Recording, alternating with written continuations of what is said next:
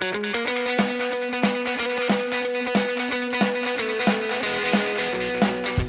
Malvern. Great Malvern. Little Malvern. Malvern Wells. Malvern Link. There's North Malvern, which is where we are. Fantastic hill range. It never seems like you're walking downhill. It's always uphill. Do you not agree, Jen? Absolutely. We do agree, yeah. Collecting water from the springs, there's often a pretty large queue. My husband uses it to make his homemade beer. Loads of famous people associated with Malvern. C.S. Lewis. Tolkien. Elgar. Roger. George Bernard Shaw. Everybody came here to take the waters. Charles Darwin. Theodore Roosevelt. No, Franklin Delano. Obviously, water cures everything, except it turns out TB. It is so beautiful. If I lived in Birmingham, I'd want to come to Malvern. It's like a magic kingdom. Mark Steele's in town.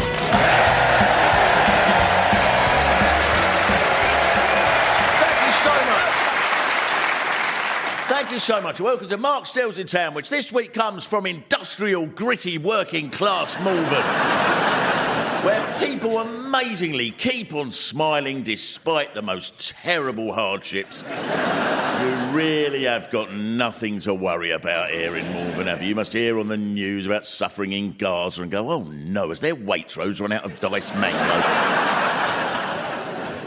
There is the odd crisis in Malvern, maybe because one of your kids wants to go to the working class area of Malvern Link. I'd really rather you didn't. Some of the houses down there, they get their lampshades from B&Q. But the main thing that shapes Malvern is a massive hill, a giant ridge that sticks up between Herefordshire and Worcestershire, so absolutely everything here is steep. If you want to pop out for a loaf of bread, you've got to take a Sherpa and abseil up to Church Street. So there are hiking sticks everywhere. There are people who are 68 blocking every pavement. You have to get your hiking sticks to take the bins out here. The tourist website for Malvern says, the Malverns are perfect for cyclists. What? It's perfect for cyclists who think they can win the Tour de France. You deserve to live in a glorious setting of natural beauty because your Malvern spring water is magical. People come from all over the country to pour it into bottles and announce it's so much fresher, and we don't drink that awful tap water. We walk up to Cowley Road and drink the puddles in the street. And because it flows diagonally, it has positive pelotons that help you to speak Spanish, and that's why all the people of Malvern live to 206. Restaurants in Birmingham send people here with jerry cans to collect it so that they can tell their customers, this will make you look like you're 23 again. But the main spring on the ridge comes from the reservoir, so it's the same water that you'd get from the tap. Exactly the same. The first time I went up to the ridge, it was just so beautiful. I drove up there the first time. Have you all been up there? Do you all go up there? I get the impression you all go up there once a day. Right? You love it up there. And then you tell everybody. On a clear day, you could see 86 counties from up there. It's a shame it's a bit hazy today. Normally, you could see Mount Fuji. It's wonderful. And it's where you go to chat. Instead of going for a cup of tea for a chat like normal people, you march up a 1,394 feet high beacon. I'm all for people in the countryside going, morning, lovely day. But you up there, I haven't seen you here before. Are you local? We've been here 37 years. We just came one day when there was a diversion off the M5 and we've lived here ever since. Wouldn't go anywhere else now. Where did you get your socks? Who do you think's going to win Strictly Come Dancing? We've just had our loft insulated. It's too much. And then you like to tell people facts. If you go east, there's nothing as high as this hill until you get to Russia. Really? No. What, there's nothing in the whole of France or anywhere until you get to Russia that's as high as the ridge in Malvern. No, don't go yes just because you've been told it all your life. There's all mountains and things everywhere. I mean, I asked someone who's quite good on this, and they went, well, I was thinking they were going, oh no, there's somewhere in the Black Forest, and they went, yeah, actually, there's a place in Lincolnshire called Wittering, that's higher. And then there's the book, The Story of the Malverns, I've there, and that says, the Battle of Worcester was fought within sight of Malvern Hills and can therefore be included as part of Malvern's history.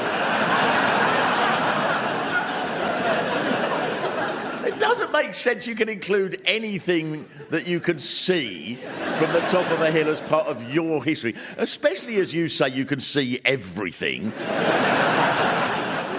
Pearl Harbor can be seen from the Herefordshire Beacon and can therefore be included as part of Malvern's history. And World War II was won in Malvern. I love the claims you make for here.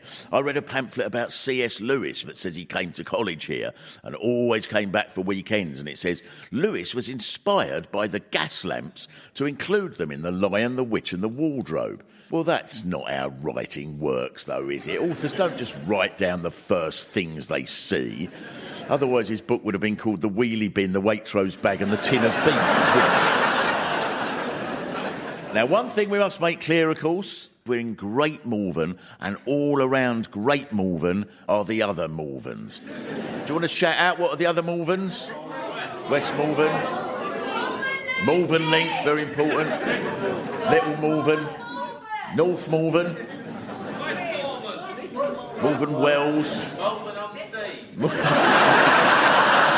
on Sea. Very good.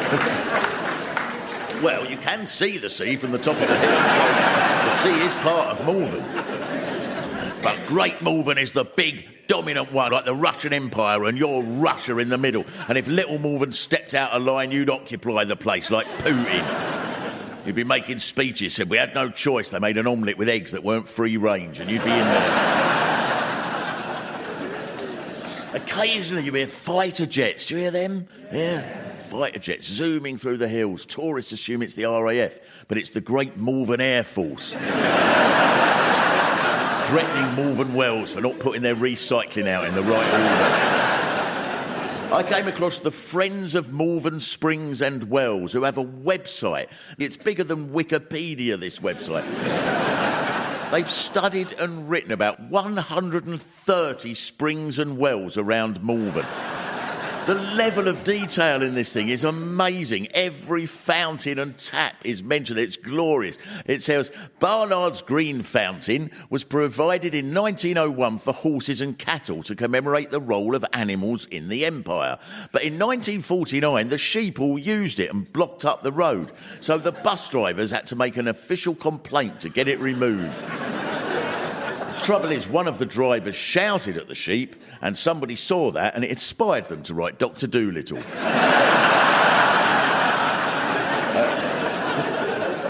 Then on the website, there's a Malvern Springs newsletter with articles such as one telling us how important water was in the Bible, which makes the Bible sort of Malvern-y. It says... Water is mentioned 722 times in the Bible, more often than faith, hope and prayer. Because when you look at it closely, the Bible is less of a religious document and more of a manual for looking at the springs of Malvern.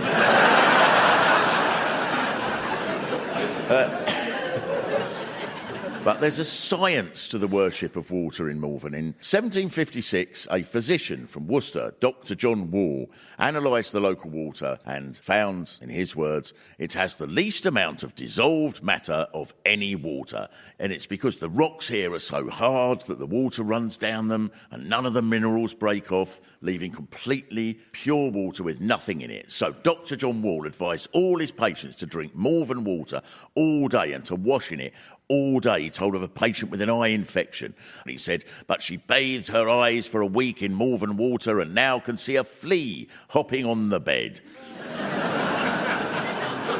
And that's always the sign of being cured, I think. So just to be clear here, what Dr. Wall was saying was that Malvern water cured everything because there was nothing in it. Take this. What is it? Nothing. And everyone seemed to spot this. There was a poem that went round at the time. The Malvern Water says Dr. John Wall is famous for containing nothing at all. And he was hugely popular, so other doctors copied him, and then hotels were built to accommodate all the people who came in to be cured by the water. And the whole town was built around the water cure, and the patients who would pay to sit for hours in wet sheets, saturated with water, in which there was nothing. It's genius. You might wonder how people were so daft to believe in this, but the book The Malvern Water Cure gives a clue. It says, who was it who came for these cures? Everyone who could afford the prices of these wet sheets. Titled ladies, baronets, honourables of all genders, troops of all professions. Now we have a different phrase for these people, rich idiots. Enough people went along with this that the whole town was built around it. Hotels were built for all the patients. Dozens of doctors came in to give people the water with nothing in it. I suppose the A&E in Malvern at the time must have been a room where everyone just sat there waiting, and then once an hour the sprinkler system was set off. Everyone got drenched, so they were all cured and then left. The most prominent doctors promoting the water were Dr. Wilson and Dr. Gully, and they attracted so many customers. And everybody sat around in these hospitals, soaking wet all day. But the rules were strict. The patients were only allowed a small amount of food, no alcohol. They had to walk to the well every day. And Dr. Wilson forbids patients to write letters after dinner, as it irritates the stomach and sends blood to the head. The town was built on this, but the brilliant bit is, nearly all of the patients did get better. Almost certainly because the titled ladies and baronets and honourables of all genders were doing a bit of exercise for the first time ever and not drinking wine or stuffing their face with pâté all day, but instead they gave the credit to the water for having nothing in it. And as well as the aristocracy, Victorian celebrities came here. Charles Darwin came here for the waters. Florence Nightingale came here 10 times and was convinced by it. If she'd come here before she'd gone to the Crimea, she could have just taken some Malvern water and wandered round the battlefields with a watering can, couldn't she? So you're denied your true place in history, Malvern. She was inspired by here. That's why originally she was called the Lady of the Gas Lamp.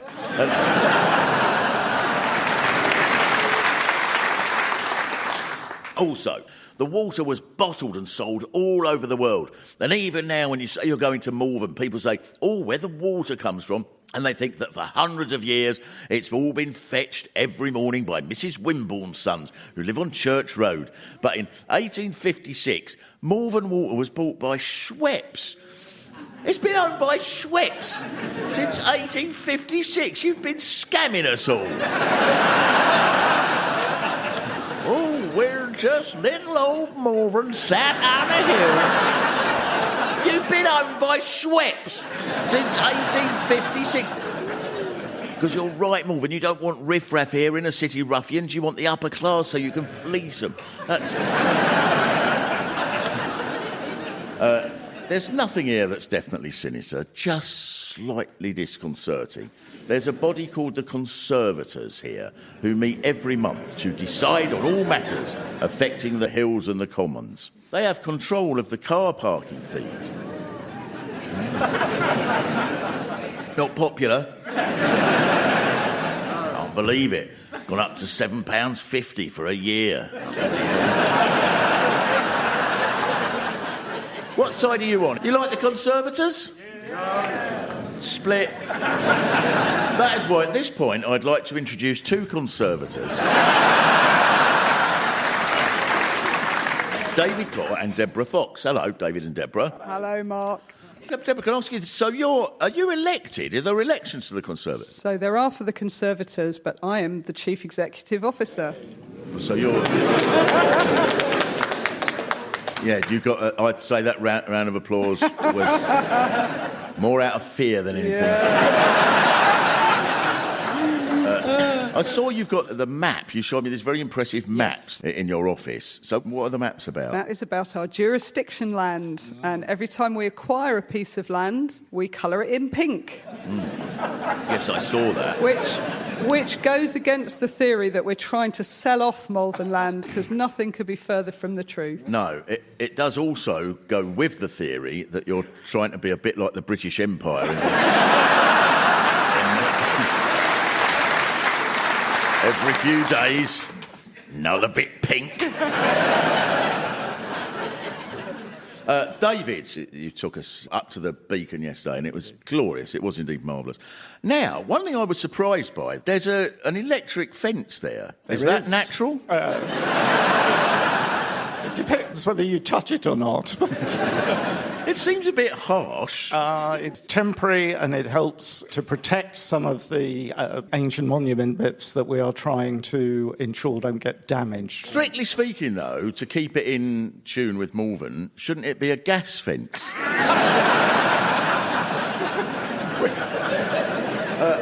I'll just ask you this. What's the issue with the ski lift? That's very much. I feel that's very much like going into the middle of Jerusalem and going, right, who's on what side? There is another school of thought that says a cable car would be much better because that wouldn't damage the surface. So, do you think that's likely to happen? A cable car? I don't think that's likely to happen because that would involve building on and encroaching on the common land, and we're here to keep people off of it.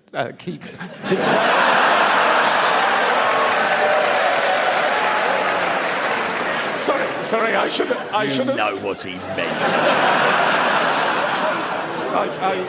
I should have said we're just trying to keep the people who get off at Malvern Link off of it. Thank you so much. Thank you very, very much, David and Deborah.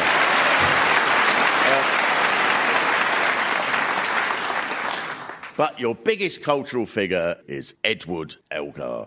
Brought up in Worcester, but he moved here and he lived here for years and he loved the Malvern Hills. But you don't make a song and dance about him, do you? You've just got the one statue on a special platform in the centre of town and another one in the park and 400 signs pointing to his grave and name almost everything after him, including the beautiful Elgar Avenue in Malvern Link. Elgar moved house 22 times, mostly around here, each time saying he couldn't stay where he was as it was too noisy. He wrote symphonies. He was probably stood in his garden most days going, "What do you think of this? Ba-ba-da-da-da-da-da," the hypocrite. But nonetheless, there are statues of him in Worcester and there's one in Hereford, which is a bit cheeky because Hereford hates being lumped in with Worcester usually. They don't mind when they can claim Elgar, do they?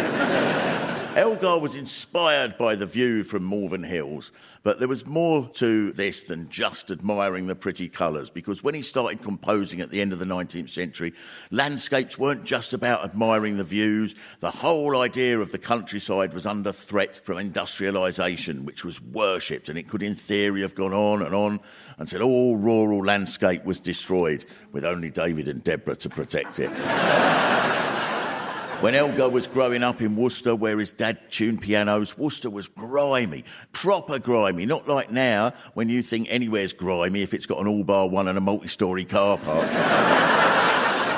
So Elgar saw the countryside as a statement of nature holding out against the smoke and the Worcester sauce, and he idolised childhood and imagination and fairies and anything that was good for the spirit rather than just to make a profit. And Elgar felt a love for the landscapes of Malvern because they were alive and hopeful and full of drama and not just functional. So he wrote a series of choral works called Caractacus, celebrating the fight against the Romans in the hills of Malvern. And it should have been part of a trilogy of things that didn't happen in Malvern.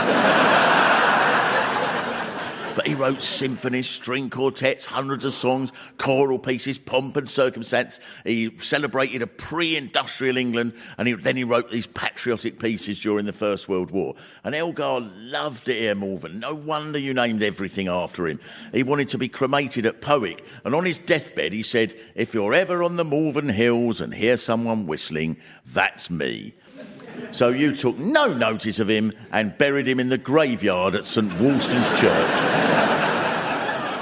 Originally, it was in the middle of the graveyard, but the ghosts were making a terrible racket, so he demanded to be moved. And the other famous person buried here is Roger, who invented the thesaurus. And 5 different people have said to me, did you know Roger is buried here? Buried, interred, entombed, laid to rest. Something else commemorated here that is so sweet is the Friends of Malvern Springs, with their big website, have set up an organisation to bring together all the Malverns around the world. You don't want to mix with the other Malverns. Everything's fine here. Even when you do have a bit of industry, it's to make Morgan cars. Oh, we make our own classical cars, you know. We don't have to send away for them. Have you all been to the factory? Yes. It's fantastic. It's down the hill in Malvern Link. Is it still manual labour, even if it's to make classical cars? It's a fantastic story. What is brilliant about it, so you wander around and people are just making things, and you can understand this is a lump of wood that is going to be under the metal, and then someone's spraying it and someone's putting a wheel on. In fact, that's pretty much all there is to it. Something that lots of people here have told me is that John Harvey Jones made one of his troubleshooter television programmes there in the 1980s, and he concluded the business would soon have to close down, which it clearly hasn't. And one reason that he felt it would have to close down is that on his way round, he asked a metal worker there, how long have you been working here? And he said, 40 years. So John Harvey Jones said, 40 years? You must have seen a lot of changes in that time. And the worker went, no, not really.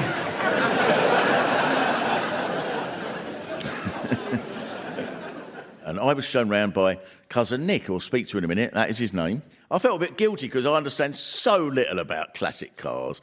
And he was going, the amazing thing with this model is the torsional rigidity. And I'm going, oh, yes, that's very torsionally rigid. Even the factory is classy. The roof was designed to be the exact shape and angle of the hill that it faces, and to add to the sense of classiness. Until recently, if you ordered a Morgan, you had to wait 8 years to get it delivered. And so I would love to introduce Nick, who conducts the tours around the factory. Nick, why do you love Morgans? Oh, well, it is, as you said, we've got the craftsmen there, the skills still today. I come into work and I leave, and I've given lots of people pleasure, which I know... You know what he means! Yeah. People leave happy. That's they do. Carry on up the Morgan factory. Oh, look at the carburettors on that one. The history of the place is fascinating. During the war, they were taken over by the government to make planes. The trouble is, by the time the planes were delivered, it was 1952.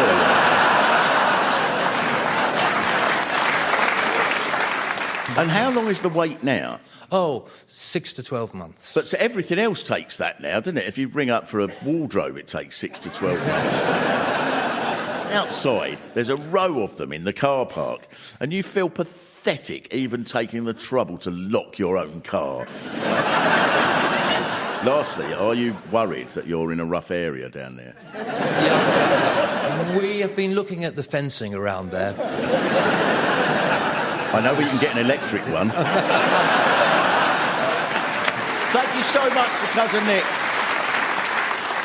And you've got other establishments here that you might not expect in hilly, rural Worcestershire. There was a secret research establishment in World War II. The British sent someone to Uruguay to buy a scuttled German battleship, pretending to be a scrap metal dealer. And then they brought bits of this battleship back to Malvern to analyse it so they could work out how its radar system worked. And that was done here. The writer Brian Viner, who lives locally, said it's not entirely fanciful to suggest if the war was won from anywhere... It was won in Malvern. And the base here carried on as a secret research centre, a bit like the GCHQ base in Cheltenham, except everyone's heard of that one, but no one's heard of yours because you're so much better at being secretive than blabbery Cheltenham. Who, guess what we've got, everybody? We've got a secret spying place that nobody knows about. In 1999, Malvern Water was bought from Schweppes by Coca-Cola, and then Coca-Cola shut the plant down. And then the magnificently named Carly Tinkler, president of the Malvern Spa Association. Was Carly Tinkler written by a children's author? Now comes the head of the Water Federation, Mrs. Tinkler. She said it is a tragedy for the town, and also as the Queen drinks Malvern water, people are worried about the Queen. It was very, very similar to when the British coalfields shut down.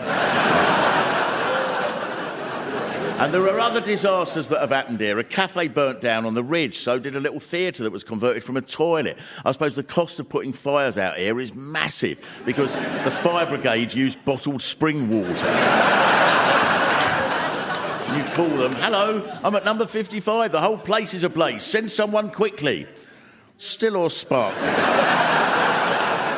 But this is perfect, Malvern, because no one could stay completely out of the modern world, not even you. To the outsider, it seems as if you've got everything you want here, and maybe it is too perfect here, but now you're doing deals with Coca-Cola, you're linking up with all the other Malverns across the world, all that well-dressing and hill-walking could be a front. It could be that you're actually planning world domination with your pink mats. Maybe you're dangerous, you're a global player, you won the Second World War, you're self-sufficient, you make your own cars, you've got your own water, Worcester has got its own sauce, Hereford has got its own cider, but you've got top scientists plotting away under a hill. Maybe you're all working for the spy centre and that's why you stop everyone on the ridge and interrogate them for 2 hours. One day, one of your conservators will rub a gas lamp in a special way and one of those hills might open up.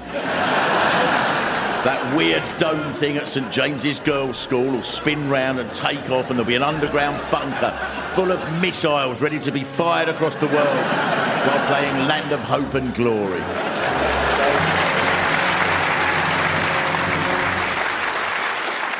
So I will leave you, Malvern, with part of Elgar's diary, written in 1912, in which he explained his feelings towards the hope and the glory of Malvern and its hills. I had been working for several months on my symphony that would elicit the full majesty and awesome triumph of the Worcester Beacon and its rolling hills and the water that springs from it. My publisher, a fine fellow, said, "There's nothing written on the page." Exactly, I said. There's no music in it, which is why it's so pure and superior to the music that is spoilt by notes and sounds. Also, if my neighbours are playing it, I won't have to move house, I added. Thank you very much. Mark Steele's in Town was written and performed by Mark Steele with additional material from Pete Sinclair.